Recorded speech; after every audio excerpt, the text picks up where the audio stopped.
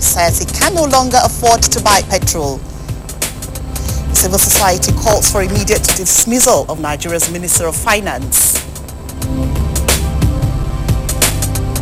And 24 people killed in Baghdad's deadliest blast.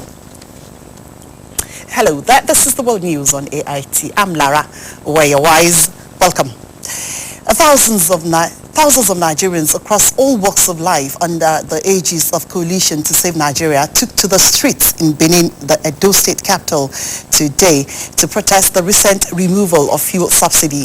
The coalition, which included NGOs, societies, students and labor bodies, kicked against the federal government's new fuel policy, which they said is wrongly timed. Chairman of Nigerian Medical Association, NMA, Philip Ubudaga, and CEO Africa Network on Environment and Economic Justice, ANI, David Ugbolo, told our correspondent, Adeline Aladenika, that subsidy withdrawal should not have been the starting point for a turnaround of the petroleum industry.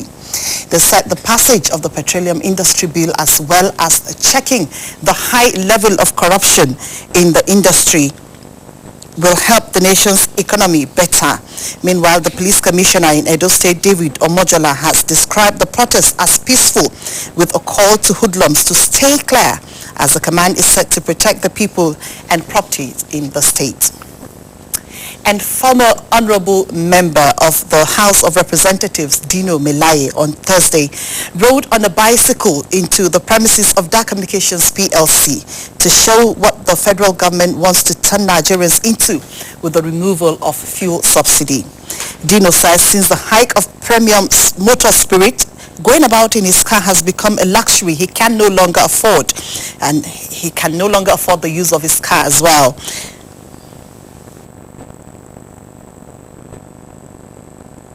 Cannot add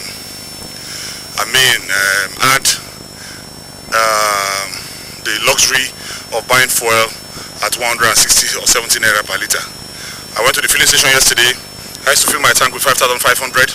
Yesterday I paid about 13,000 to fill my tank. To me that is outrageously calamitous, and it calls for serious readjustment, and that readjustment is the bike I got is far cheaper for me to drive this bike around, believing that I will pray to the Almighty God to grant me the energy that I am not going to pay for in moving around.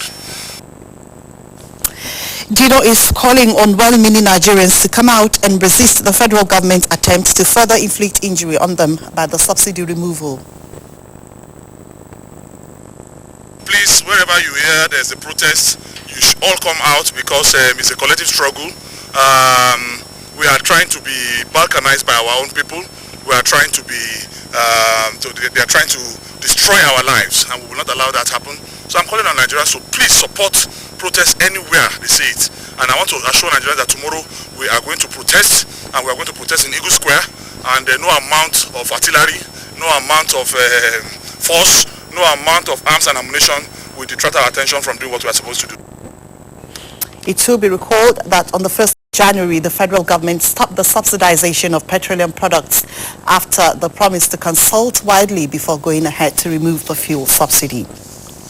Now, organized labor in Nigeria has asked government to immediately reverse the pump price of petrol to 65 naira per litre or face indefinite general strike, mass rallies and street protests across the country.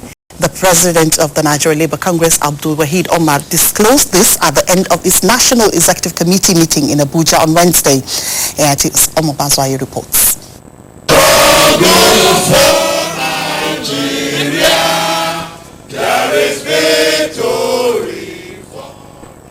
In one voice and in a common accord, organized labor in Nigeria rise against the removal of fuel subsidy.